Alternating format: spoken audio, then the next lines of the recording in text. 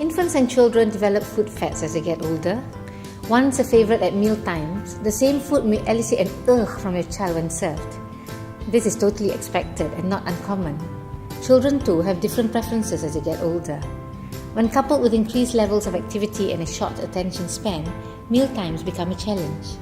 As a result, your child may choose to eat only a small amount of food, usually food that's easy to grab and digest. Certain foods such as vegetables are not popular amongst kids as they taste rather bitter. Meat too is not popular because it's difficult to chew and digest. Furthermore, children are often impatient to resume playing and would sacrifice their food for more playtime. Under normal circumstances, your child will consume sufficient amounts to maintain growth. However, in some cases, nutritional imbalance may occur, particularly when a child consumes a very limited amount of food. Insufficient intake of carbohydrates and proteins may lead to impaired growth, resulting in poor weight gain. Insufficient intake of fiber may result in constipation, while inadequate vitamins and minerals may also lead to problems such as anemia. It is important to be sure that your child's refusal to feed is not a sign of illness.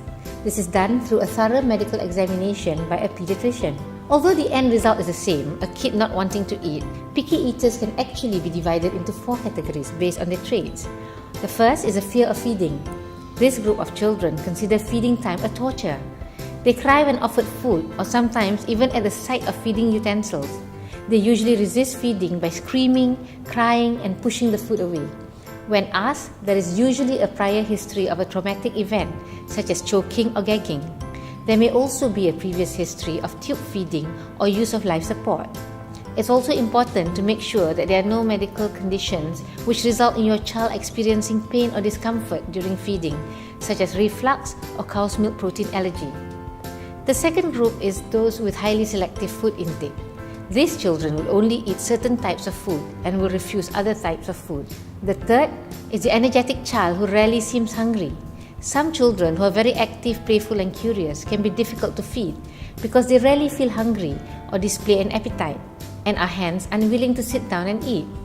Poor appetite and food refusal are usually first noticed during the transition to spoon feeding and self-feeding up to 3 years of age. The fourth is a child who is perceived to not be eating well.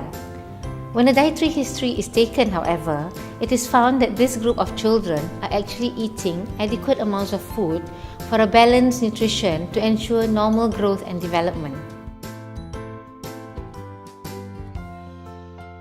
Visit your child's pediatrician for a thorough examination of your child's eating habits. With the aid of a toolkit called the IM-FAT, your pediatrician will be able to advise you accordingly.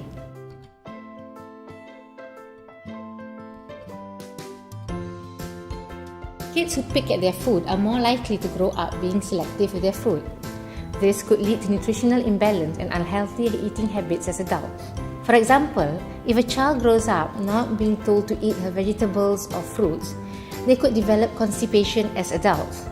Similarly, a child who has a diet deficient in iron may grow up with iron deficiency anemia. Nutritional supplements are merely a stopgap measure to provide nutrients that may be lacking from a child's diet while the parents strive to address the issue of picky eating.